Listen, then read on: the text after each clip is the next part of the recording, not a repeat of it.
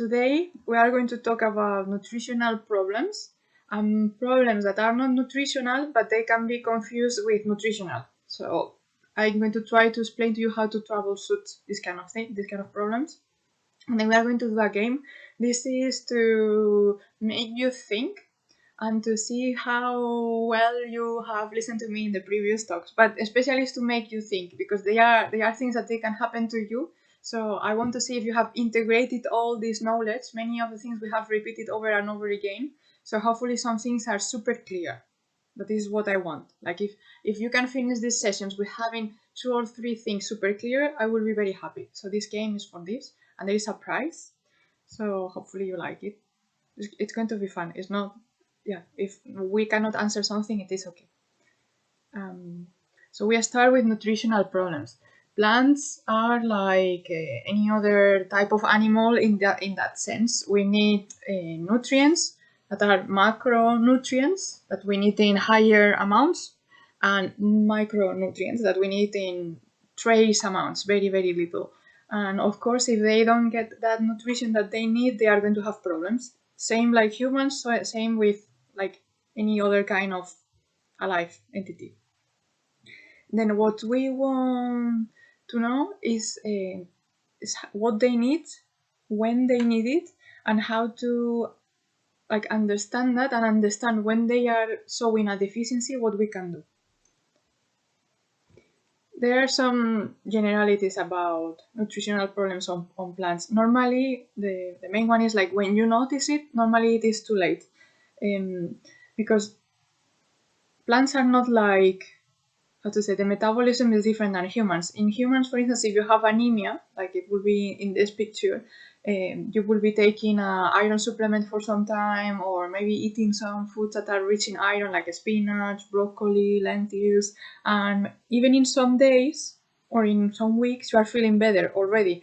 But a plant that has already released the leaves and continues growing, because it makes tissues and the metabolism is different than in humans, normally when it manifests the nutritional problem, the plant itself has already gone through a lot of stress because it has tried to solve the problem in a different ways and it hasn't been able, and then it saw it in the tissues. So in many occasions you cannot save it. It has never happened to you that you have a plant, it's looking like bad, and you put fertilizer or whatever, but the plant dies anyway. It is because it was too late to tackle that problem. So in general, nutritional problems, we need to avoid them instead of solving them when they arrive. This is very, very important. This is an example of a nutritional problem of a tomato. When you see something like this in some of the leaves, as you can see, this is not a very big problem at the moment. It's just showing in some leaves and just in one part of the leaf. This will be the perfect moment to tackle this when it's not extended to all the plant. So what is important at this stage? Paying attention. We have said this in another session. Observation and paying attention to our plants is very, very important, because if you are not having a look, it's very, very easy to miss this, or to thinking, wow, it is another thing, and you just ignore it, and then the problem becomes too big and then you cannot solve it. So observation is very important to catch the problem early. Same with pests. It is better to tackle the problem if you have 2 bugs than if you have the garden full of bugs. It's the same. Observation is very important. This is a leaf of maize, and they have drawn the leaf with the symptoms of different nutritional problems. Now, you will find this a lot in the web. You can find this for corn, for tomato, but it is tricky. It's not that easy to take one leaf and exactly interpret the problem, then what is the micronutrient that it lacks. And a leaf of corn is not going to look the same than a leaf of tomato. So I'm going to talk about some nutritional problems in some plants, but be aware that this can vary a lot, can vary between plants, can vary between if it's monocotyledon or dicotyledon, that we will talk more about this. You can vary about many different things, so be very aware that what I'm saying is not law at all. You will get experience with time. And one of the most important, like one of the biggest problems why plants cannot take nutrients is overwatering. It is surprising, it may be surprising, but even if all the nutrition it's in the soil and the plant has plenty of nutrients to take, so you don't need to add any fertilizer because you are overwatering, the plant is not able to take them. So even if you add fertilizer, imagine that you are adding fertilizer but with too much water, the plant is not going to be able to take them and it's going to die anyway. So nutrients, like enough nutrients is very important factor for the plant, but correct watering regime is even more important than the amount of nutrients that it has. Not even more important, but let's say equally important. So we're going to be talking a lot about these two factors. It's not only nutrients. Now, about overwatering. Yeah, this may have happened to you, that you have a plant inside or a plant in a pot and it wilts. You see it like this, like going yellow, and then it dies. And it is strange for us because for us, a leaf getting yellow is a sign of drying normally. So you think, it doesn't have enough water. So you put more water, and in the end, I say this a lot. You kill the plant of love because you want to save the plant. You think it's drying. You keep putting water, and you actually kill it because the roots rot because they have too much moisture, and you kill the plant. And it's not because it is die. One of my housemates has killed a lot of plants like this, and I always tell him we are overwatering and many plants die. Yeah, we kill them of love. They need less water simply. So if you want to know if you are putting too much water on the plants, you can actually see it. You can take the plant nicely out of the pot and you can have a look at the bottom of the roots. If you see the roots that are in the left, these are healthy roots. Do you see they are white? These roots are functional. They are working well. If you see the roots that are in the middle, these ones are already rotten. So that plant is not able to take nutrients from the ground because the plants are rotting. And if you don't solve the problem, the rotting of the roots is going to come up the plant, and in the end they are going to die. So if you see the plant in the right, that actually they are peas, the rotting of the plant has come out, has gone up, and if you see the root is rot, and then it starts to rot going up. Do you see the top leaf is still green, but the middle has rotten, so it's like it goes up slowly. This can be solved. For instance, if Mary, that has a plant inside, spots this, you can remove the plant from the pot, remove all the ground that you can, remove the roots that are rotten, and move it to another pot with different compost. So you can solve this. This works with plants indoors as well. Maybe it's too late and the plant won't survive. That can happen as well. So that's why it's better to avoid overwatering. Yeah, but in some cases it can be solved. I had some cyclamen. That is a very beautiful plant, and I kill so many. I kill many. I was not understanding why. And one day I had a look at the roots, and I realized that I was overwatering, and all the roots were rotten badly, and it was going up the stems.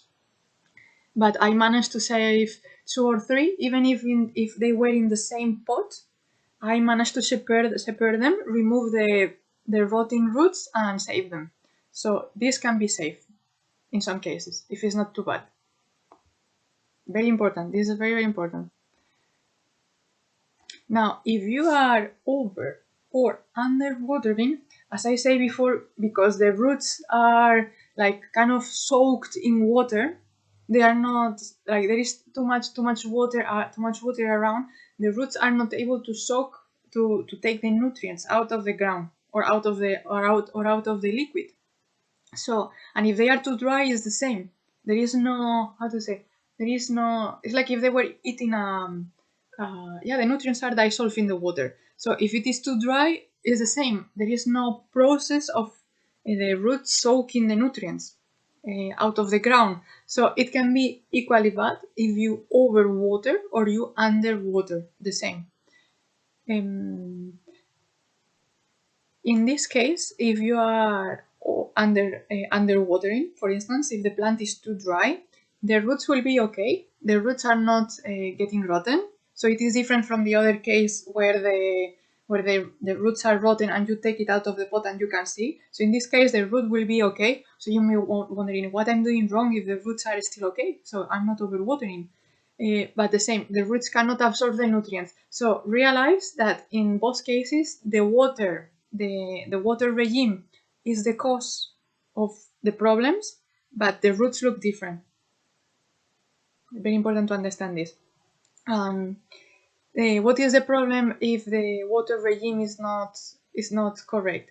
Because the plant is not able to take the nutrients that it needs from the ground, it may show deficiencies. For instance, this thing that you saw in the picture is a tomato end rot, or they call it a flower blossom end rot. It can happen in both red tomatoes and green tomatoes. You go to the garden, and actually from above they may look very nice, but then you touch the bottom and you see that the bottom is flat and kind of dry. So this is a blossom end rot or tomato end rot. And in many places, if you check in internet, you can see that there is a calcium deficiency. So you may put calcium into the ground, and you may still have the problem.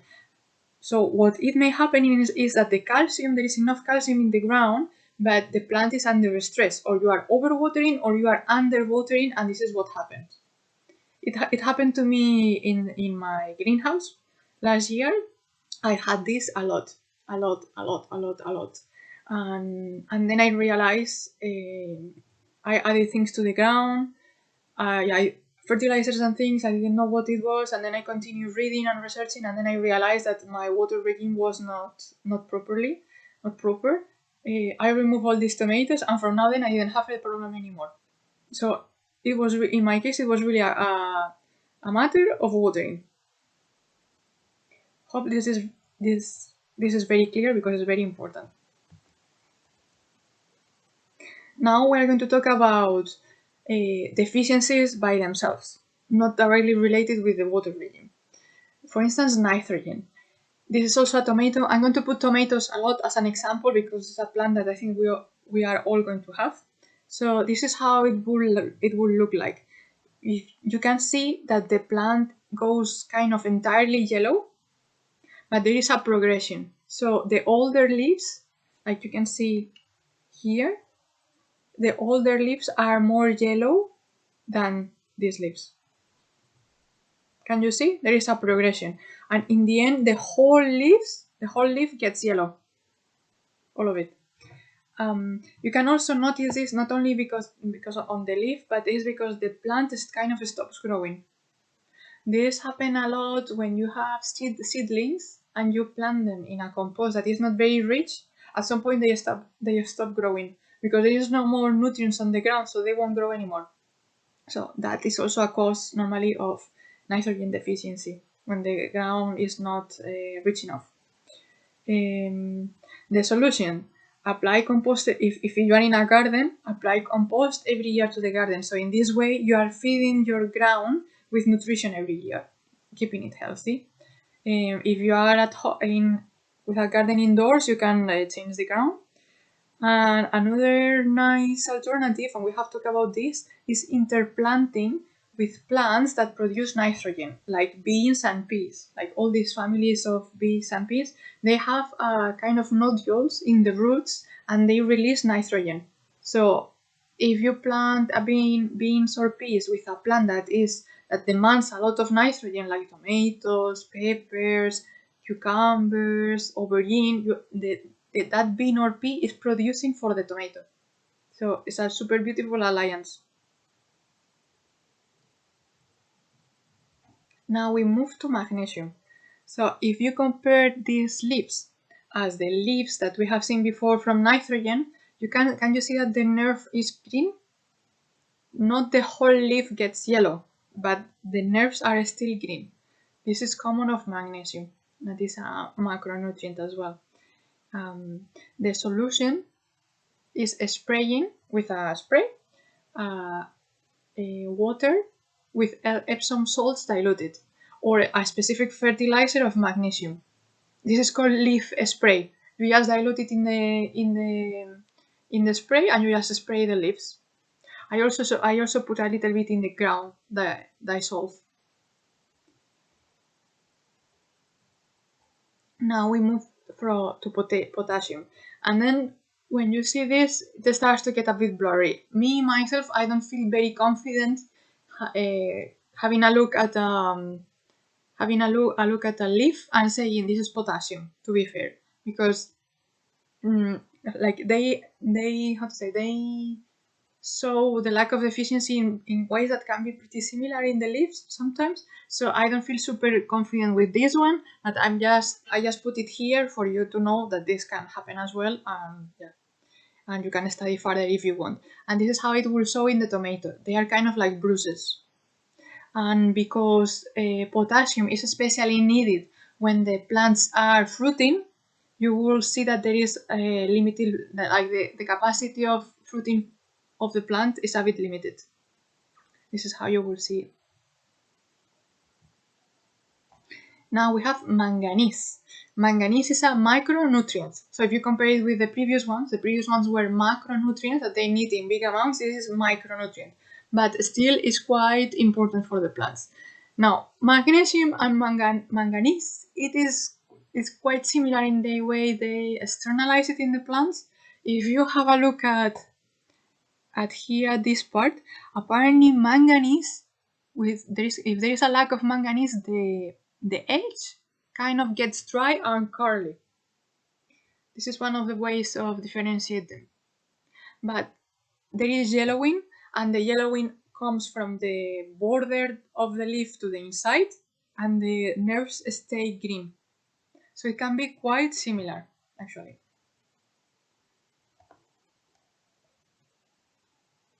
Phosphorus deficiency, and this is also a micronutrient. This is the case of a tomato, and this is the back of the leaf. So it's not the upper part, it's the back of the leaf. Do you see that there is like purpley at the edge of the leaf? This is normally a cause of phosphorus. I have had this in my garden, and normally it was at the end of the season more than at the beginning. So this is like kind of a summary that I found in internet. I think again that this is generalizing a lot. I don't think that in every plant the deficiency is so in the same way. So I encourage you to study, to observe your plants, to have a read in internet. If you have a symptom, maybe you can send me a picture and we can discuss about it. Because I don't think this is straightforward at all. I really don't think so. How to solve all these problems? In my modest opinion, I think that if you have a soil rich in organic matter, microorganisms, and worms, many of these problems are solved because you are continuously giving to the soil of your garden is already built. It is healthy. It's going to be well oxygenated. The worms are going to be doing poo, and that is going to feed the plants. The microorganisms are going to be, because of its activity, they are going to be releasing micronutrients to the ground that your plants can take. So the best way of avoiding any kind of nutritional problem is having a healthy soil, for sure. One of the reasons why these very big monocultives that we have talked, like when they have wheat till the horizon, one of the reasons why they need to add chemicals, fertilizers in the form of chemicals, is because the soil is super poor. They have been like rotovating it, IVAting it, putting a lot of pesticides, so the soil is so poor that it's not functional anymore. So this is why they need to use fertilizers that are chemicals. But if you have a healthy soil, because you haven't been adding chemicals, because you have done the no-dig method, you have been adding compost, you shouldn't really have any nutritional problem. Someone open the micro? No? Then good practices, as we have talked before, are going to help you as well. Good aeration of the leaves and good watering. So the watering, remember, on the roots more than on the leaves. Better in the morning rather than at the night. Yeah, these kind of things. And the watering, not too much, not too little, but the correct, so the plant can intake the nutrients as they need instead of getting overflooded and not being able to suck them, or being too stressed because it is dry, so not being able to take it as well. Something in the middle. And then you can use foliar sprays and fertilizers. I'm not going to talk today about foliar sprays and fertilizers, but you will see my proposal is that for the next day we can have a not workshop, because I think that it will be too much doing a workshop, but I'm going to talk to you through several different foliar sprays and fertilizers. Some of them you can make them at home, so it's going to be pretty interesting. Yeah. Other ones you can buy them in case you are living in a house like Mary and Enric and you don't have the chance to have a stinky pot of nettles. So we can talk about commercial fertilizers as well. And now I want to touch a little bit in problems that are not nutritional, but they look like that. So you may see them and you may think, oh, I have a nutrient deficiency in nitrogen or whatever. But no, it's another type of disease, but they look very similar. So it is important to know that they exist. So in case you have a symptom that can look like different things, you can consider it in your list and check, okay, it's not this, okay, it's not this, okay, it's not this. So I just want to mention, I'm not going to mention them all because there are hundreds and they look different between plants. So I'm just going to mention a few. One of them is sun scald. Actually, I have had this year. My tomatoes were growing inside, and then there was one day of sun, and I put them very happy in the greenhouse. And actually, these tomatoes are the ones that have been growing in our room quite warm, but quite protected. They were quite big already, and I put them directly in the greenhouse in a hot day, and they got sun scald. When I took them inside, they were like this. Some parts of the leaves were whitening, and it is because of this. It just got burned. It was very tender. They were very tender. I sort of have hardened them maybe outside of the greenhouse, because a greenhouse is like a big loop, like a lens. And you know that a lens or a loop can burn actually. So it was too much. And this can happen in the fruits as well. As you can see here, the picture of the tomato. So yeah, they can get burned. The solution, harden them slowly so they can get used to being exposed to the sun little by little. This is blight in beans. Blight is actually a disease that can caused by three different things in beans. The common bacterial, it can be halo blight, or it can be bacterial brown spot blight. So these three things can look similar on the leaf of the bean. And when you see this, you may think, it can be a nutritional deficiency, isn't it? The border is yellow, it has brown, but if you look at this, it is patchy. So you cannot see like a pattern of getting yellow from the outside of the leaf to the inside, or the whole leaf is not yellow. So when you see patches like this, you need to start to think that it's some kind of infection. Yeah, it's not generalized in the whole leaf. So that gives it away. Normally, blight is caused by contaminated seeds or by neighbor plants that pass the disease, and it can also stay on the ground. This is how blight looks in potatoes.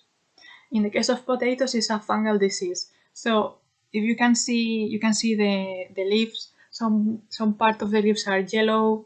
Then you have these brown patches. But in this case, what it gives it away, if you look at this, do you see that there are circles going around? Circles. We had this in brassicas as well.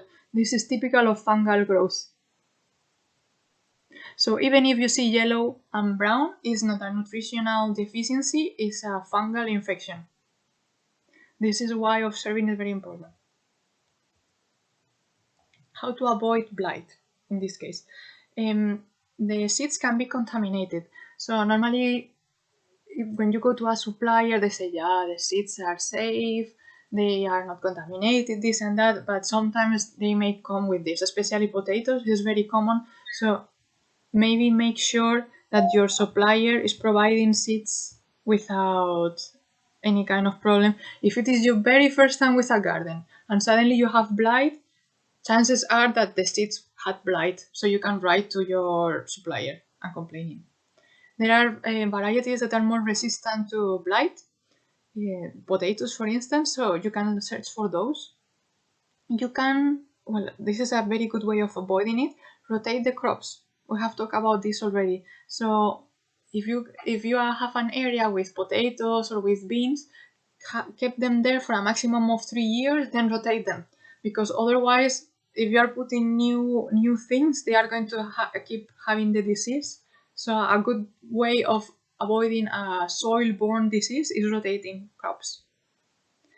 When you water only on the roots, because if there is a disease that is on the leaves and you are putting the water from above and you are and the water is falling from the upper leaves to the lower leaves, you are spreading the disease to the whole plant. So try to avoid water on the leaves.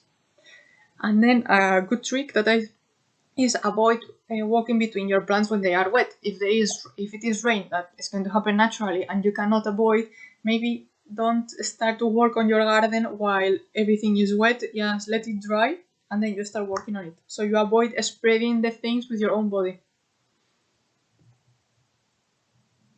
And then, if you have blight or the problem already, first remove and burn the plants. Don't put them in the compost, because if you put them in the compost, the disease is going to stay in the compost, and if you spread it next year in your garden, you are spreading the disease all over. So the plants that are ill don't go to the compost. Imagine that you have used tools to cut or remove that plant. Clean your tools, because if then you use those tools to cut a healthy plant, you are spreading the disease as well. So clean them with hot water, with alcohol, they disinfect them, and then you can use them again. Avoid using that area. So if you have removed potatoes that had blight, avoid using this area. Also, if you can, the next year, or put a plant that is resistant to that disease. But yeah, if you put something straight away, it's going to get the disease as well, obviously.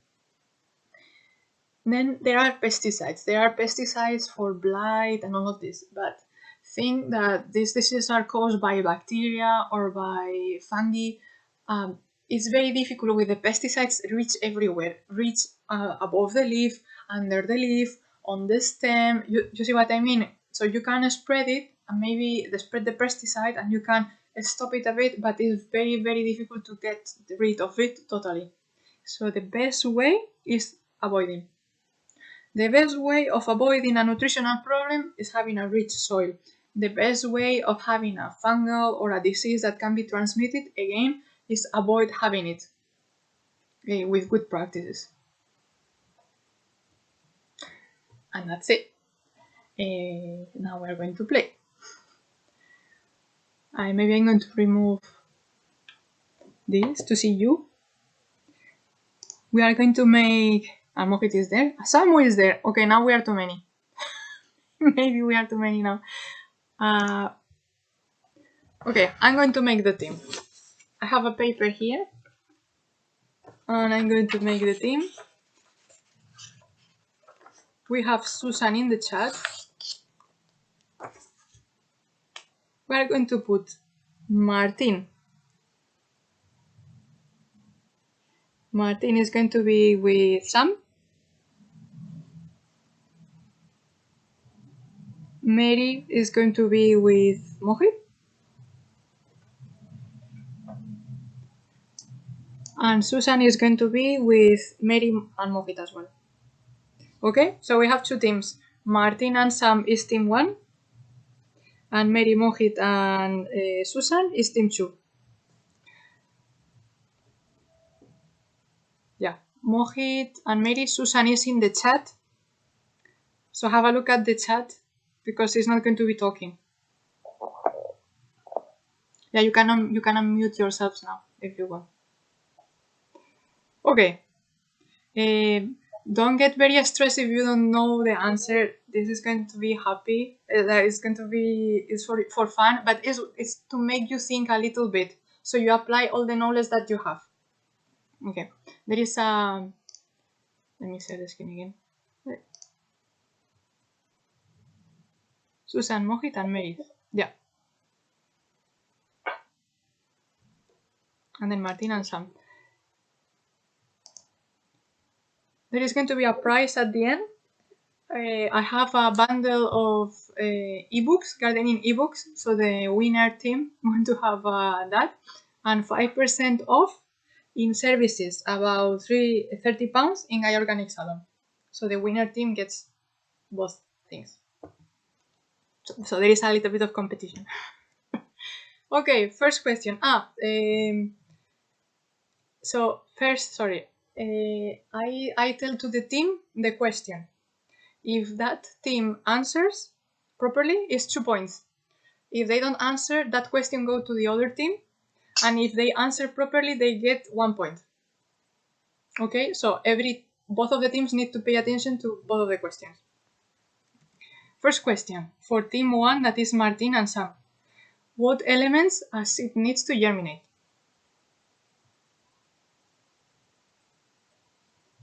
Water. Okay. And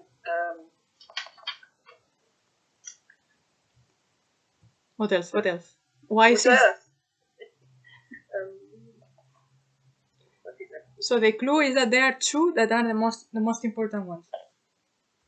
I would say worm. Yes.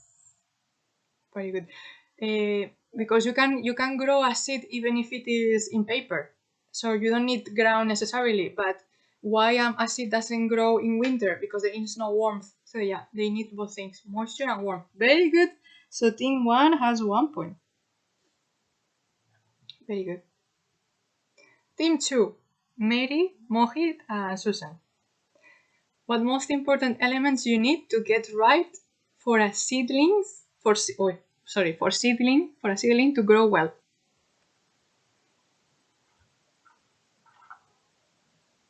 For a seedling, so for a small seedling.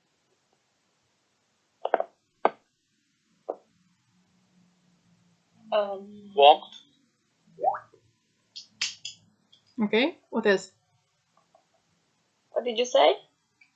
I said like a hot atmosphere around. The temperature? Yeah. Okay. Susan is writing in the chat. Pay attention to Susan. She says water. Okay. So temperature and water. It is 3. Light, substrate with nutrients and water. Let's say it's correct. So yeah, the substrate was because of the nutrients. So when it's a seed, the seed doesn't need nutrients to open, to germinate. But when it's a seedling, yes. Okay, I give you the point. So we are 1-1. Yeah. Oh, sorry. No one has read it. So question 2 for the team 1. What is the best way to water any kind of container, pot, cells, and why? Is that for team 1? Yes. Yeah, for team 1. So Martin and Sam. Well, the way I do it, I water from underneath. So I put my little pots inside a larger area and I water from underneath. And why is that? If I remember properly, I think it's better for the roots to take whatever they want to, and also the little plants at the top are too fragile to actually have the water straight on. That was my understanding. Perfect. Very good. Yeah. The clue was damping off. Yeah. Because in this way, the roots take the water that they need, so they don't get rot. If you water from above and water, and the ground stays over, like, soaked in water, the roots can rot. Yeah. And also, yeah, as you say, it is true. If they are very, very tender and you put a lot of water on top, it's a lot of pressure, and you can bend them and kill them. Yeah, totally. Very good. Very, very good. You pay a lot of attention. I'm very happy. Team 2, so Mary, Mohit, and Susan. What are the cotyledons, and can you tell us anything relevant about them? So the cotyledons are the first two leaves that are not actually proper leaves, but are the first things that grow. And once the plant is growing a little bit, you can cut the cotyledons or remove the cotyledons. So the plant has more strength to grow. That's half correct, but it's not entirely correct. Okay. Anyone? Mohit? Susan? Susan? Are you reading, Susan?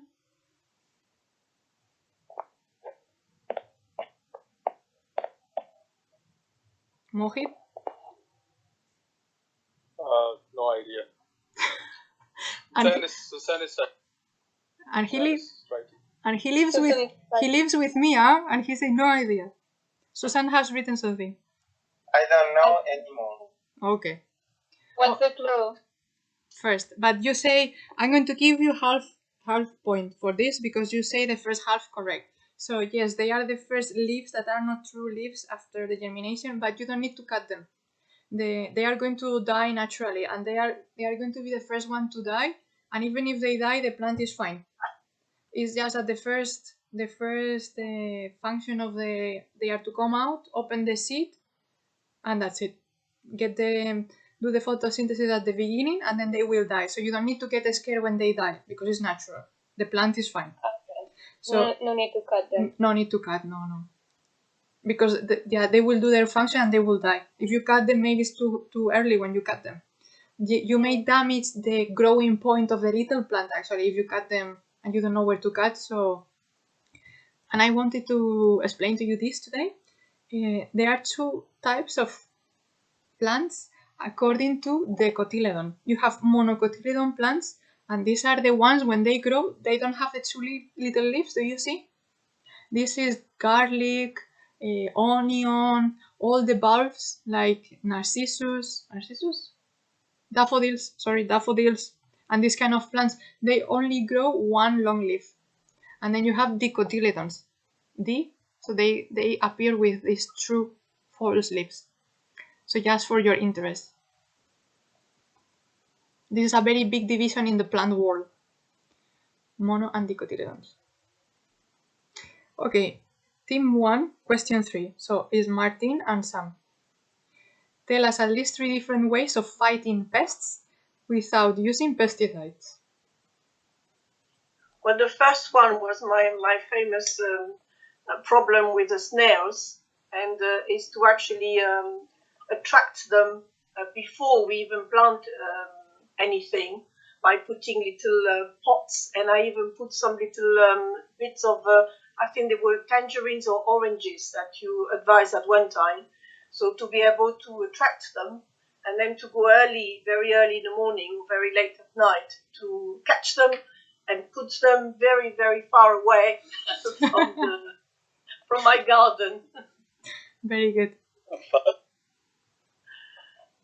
So this is one. This is one. We need other 2. The other 2, I'm not too sure. Was one having other animals like frogs that can eat or scare the little pests? Yeah, that's very true. Like biological control, we can say. Yeah. Yes. So one more to go. Maybe, for example, if the pest is birds, covering with nets. Very good. Very, very good. So that was a clue. And yeah, there are many interplanting as well, if you remember. So if you have a pest, interplanting, yes. yeah. So the pest has difficulty from jump to plant in case it's a pest that likes a specific plant, like brassicas. When you have like a butterfly that needs to jump from plant to plant, if you put them far apart, it's more difficult protecting the crop physically. And this is for birds or for butterflies, picking individuals, as Martin has said. Also, watering at the correct moment of the day. Remember, we have talked about fungi.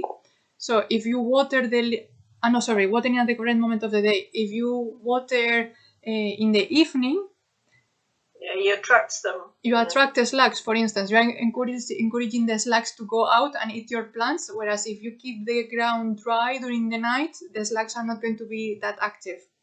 And watering on the roots as well. So, because if you water the leaves and you have a pest on the leaves, the water is going to drag the pest on all the leaves. So, and look, all of this is without pesticides. So there are many ways of fighting pests without putting any chemical or any product. Very well done. Very well done. Team 1 is winning.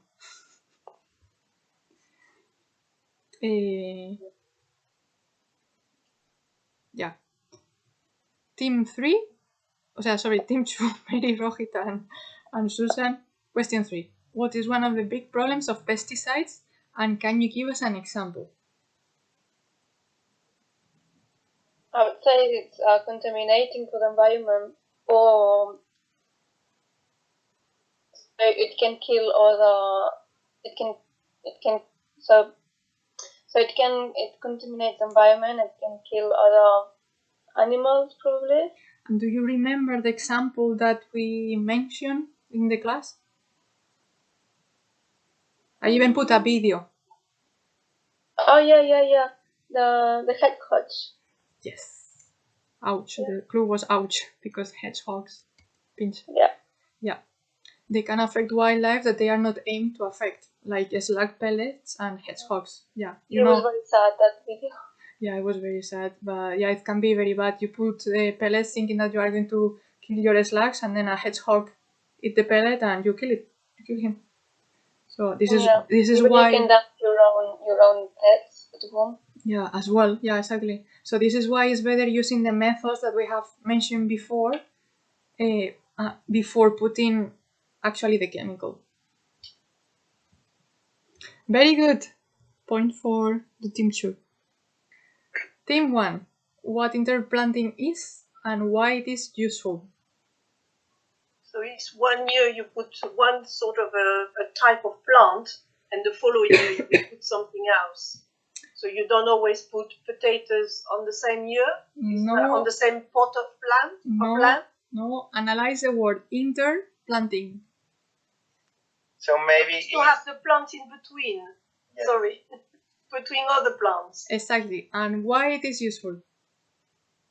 When you don't have a lot of space. Sorry, Sam. No, that is good one. Tell me more. When you don't have a lot of space, you can put, for instance, parsley between two other vegetables. Yeah, that's one. Samu, which one you want to say? I remember you mentioned marigolds were attracting pollinators, so we could interplanting between the plants that need the pollinators. Exactly, that's another. Very good. 1 point for you. The clue was niche.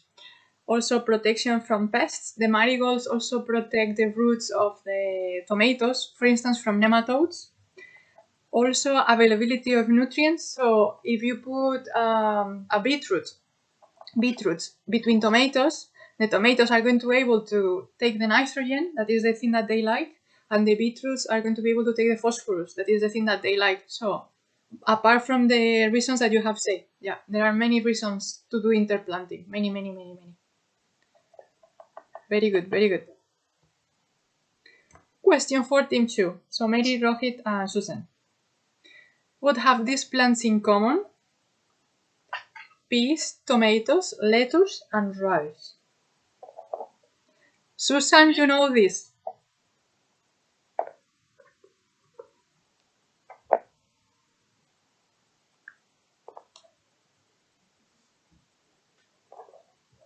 think I need a clue. You need a clue. Planting. That's the clue. Susan knows. Susan knows. Think a little bit, Susan. She's typing. They kill animals. This is what she wrote? Yeah, She's still typing. can't think. Mohit, think. You have seen this. But, I'm trying. Susan said she can't think, but peas, potato. Is it? I'm not sure, but is it that you can interplant them? Yeah. So. No. Yeah. Yes, but I'm looking What for another is- answer. Potatoes grows under the ground. Peas Oh, grow I know. I know. Well, that you can plant them at the same time. No. or beside each other. No. This one is tricky. I know it is tricky, but I know that Susan knows. Susan, how long? What are you typing, Susan?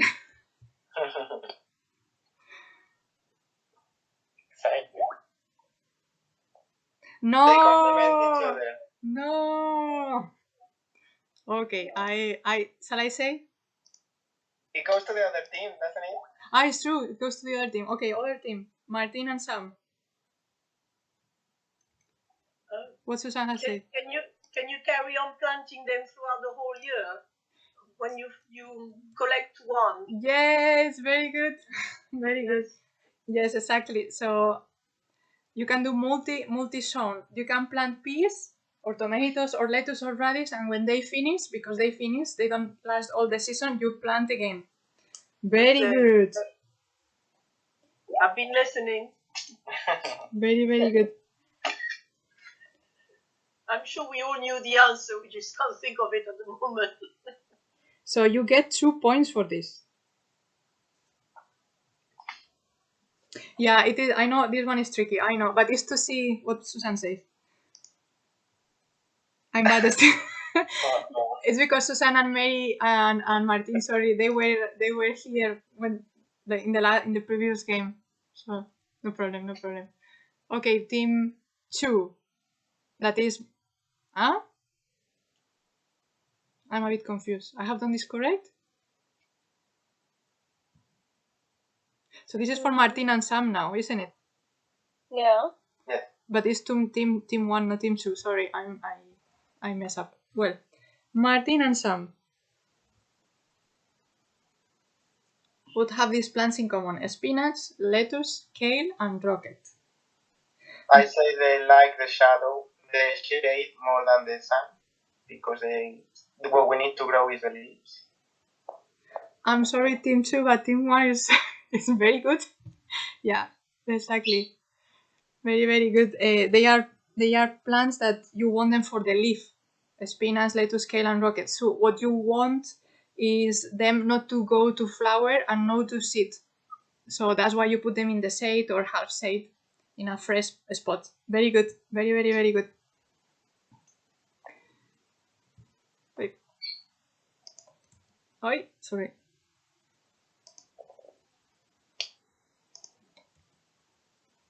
Okay, now the most difficult ones, and to see if you have paid attention this time. So, Mary, Mohit, and Susan.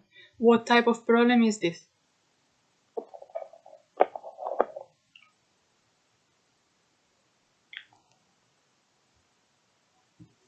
Is it a nutrition problem? I give you another chance. Think a little bit. I give you the clue. The leaves are getting dry, isn't it? I give you another chance. We have seen this today and we saw this the other day. Look at the part that I'm highlighting. Is it dry or is it another kind of thing? Look at the shape. It's a very strange way to get dry. Is it because of fungus? Yes. It's potato blight. We have seen this picture today, and I say, don't get confused because these things can look like a nutritional problem, and actually no, it is that it has a fungus. Fungus normally grow, you can see it in all of them. It grows in circles. Even you can see these small ones, you see, that they are starting to grow in circles. Okay, I'm going to give them 1 point because the thinking process was correct. For Martin and Sam, what type of problem is this? I would say that sun scald Very, because it's whitening and it looks like it's been burned. very good. Yes. Very, very good. Yeah, the clue was hardening. Sun scald. Very, very good, Sam. The winner is team 1. So Martin and Sam, you win a bundle of ebooks and 5 off in Gaia Organic Salon. Okay, I'm going to send I'm going to say the bundle to everyone, of course. Thank you. But I give 5 off to Samu. Susan is celebrating. But very well, you have paid a lot of attention. Very, very good. Yeah. You have a good thinking process. But do you understand this is the things that are useful? So when you see one thing, you start to question, okay, it's a nutritional problem. There are these things there. Maybe it's not nutritional. Maybe it's another thing. So this is the kind of process that you have when you have in the garden. You are not going to go through the whole presentation. You are going to see one thing. It's like, what it is. How can I react now? So yeah, this is like a real life situation. Very good, very good. Okay, so that's it really. That's it for today. For the next, Very much. thanks to you. For the next session, I want to talk about Yadam. That is a very interesting way of organic gardening. I'm going to talk a little bit. And Yadam gives DIY fertilizers and foliar sprays. So we will be talking a little bit about that. I think it's going to be very interesting for you. And then some of the things that we have left is tips during the growing season, like how to prune tomatoes, aubergines, peppers, what to do with potatoes when they grow. The problem is that the season is very late because it's very cold. So I don't want to talk about this too soon because we're going to forget. So first we're going to talk about fertilizers, sprays, and all of this. And then in another session we talk about growing tips, if it is okay. I was thinking that the next session could be the 8th of May. This is in 3 weeks. So hopefully it's a bit warmer, we have encountered more problems, and it is more interesting. How does it sound? Yeah? Okay, good. Now, if you want to say, Susan is writing, if you want to say something about a problem that you have had, or you have a question, now is the moment. Everything is very boring at the moment because it's very cold, isn't it? I think that's what makes it a little bit difficult as well. I wish I could put them outside. As I was saying at the beginning, I haven't dared to, in case they just die. Yeah. And I've been nurturing them like little babies. Yeah, the problem of having them inside for too long is that then they are, how to say, when you put them outside, it's such a shock for them because they have grown indoors for so long time. So we can't really wait. This is why it's good having a greenhouse because you don't have them in the soil, but it's a bit colder. They get more used to like extreme temperature. So if you can get a greenhouse, even if it's a small one, Martin, it's very nice. It's very good. Yeah. So right now I have all my tomatoes in the greenhouse. Even if it has been snowing outside, the tomatoes they keep growing. Yeah, so it's a good thing. But you can put you can put the onions. If you had broccoli, kales, or all of these things, you can put them. Broad beans, you can put them. Garlic can be all year round. So there are some things that we can put. Yeah, but for others we need to wait because it even snowed the other day. It's crazy. I mean, I had the little plants outside. I had to run for my life to save them and put them back in. Mohit and I, we got pots and we were covering all the new things with pots. This is snowing, and suddenly covering everything with pots. Yeah. I want to say I didn't cover my raspberries, and now all the leaves are dry, but there are a little leaf that is closer to the ground that is still alive. Does it mean that if the roots are all right, they will grow back? Depending on how strong it is. Maybe if it was very, very small, no. But if it has like good root build in the ground, maybe it can survive. Yeah, let it be. Because actually snow is quite drying. It can burn the leaves. That's why we were covering it with pots. Okay. Yeah. Samu is talking about berries, which we have in the garden. The No, blueberry. Samu is talking about the... There are two plants. They are raspberries, so they are like a growing, like an ivy. Alex, do we have that? Yeah, we have a raspberry. It's like one shoot green, but it's quite big. It's like the second year, so it's okay. Yeah. Okay, so it hasn't suffered with the snow. But because it's very... Mohit is going to show you. Because mine are really, really small. Yeah, no, but this one is already lignified. No. It's the one that is close to the grid. You know that there is a grid in vertical? Which one? There is a grid in vertical. With a very long shoot with green. There is one long thing with leaves. Are you talking about this one? Yeah. Here it is. Yeah, so you see it's the second year. Yeah. So this one was fine. Yeah, it was fine. But the little brassicas, we cover them. And then greenhouse one is like this. So you can see tomatoes outside. Yeah. So they are fine there. Yeah, actually, the greenhouse is, even if you don't have it heated, the temperature is quite like higher inside if you compare it with the outside. Yeah. Okay, thank you, Mohit. It's quite cold outside.